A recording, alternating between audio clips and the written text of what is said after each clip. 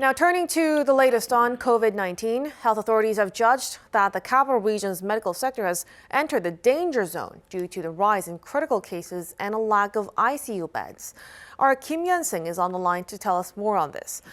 Yeon-seung, I believe there was a government briefing this morning on this, right? Fill us in. Right. So health authorities updated us on where the country stands in terms of the medical capacity.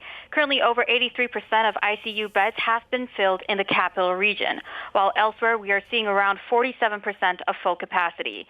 836 patients were unable to get their beds on Tuesday and have been waiting for their turns. As for hospitals that specialize in infectious diseases, the capital region has reached 77% of total capacity, while non-capital region's hospitals are almost 57% full. Health authorities are working full force to expand hospitals that can handle patients who are critically ill with COVID-19 and secure extra beds. They're also dispatching some 2,300 medical staff to handle the growing number of patients and working to secure more than 760 new staff by next year. Right.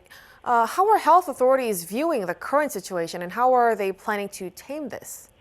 Right. So, Mogyun, like you said, health authorities have judged the medical sector in the capital region to have entered the danger zone. Health authorities say that Seoul and the surrounding area has reached, Seoul and the surrounding area has reached a very high in terms of their threat scale, while the nationwide threat level stands at a high. So this virtually means that the situation could get worse, and now health authorities plan on reacting to the situation. South Korea has confirmed that as of Tuesday, there were a total of 549 critical cases of COVID-19 in the country, which is seen as another record high. South Korea has reported 2,699 new COVID-19 infections over the past 24 hours.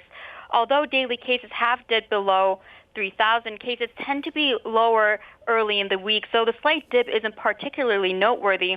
What's more important to note, however, is that the virus reproduction rate has jumped to 1.1 from 1.05 in recent days, and this number tends to be an early indicator of the widening spread. South Korea's health authorities want to expand the reach of COVID-19 vaccinations in an effort to tame the current situation. A senior health official says younger adults aged 18 to 49 may also need boosters, and rollouts for them may start sometime next year. She also added authorities may look into setting an expiration date for the vaccine passes and only allow it for people who've had their latest shot within the past several months. Authorities are also recommending that children and teenagers get vaccinated and are looking into expanding vaccine passes to places where students often visit after school. That's all I have for now, but I'll be back in a later newscast to give you another latest on COVID-19. Back to you, Mogyun.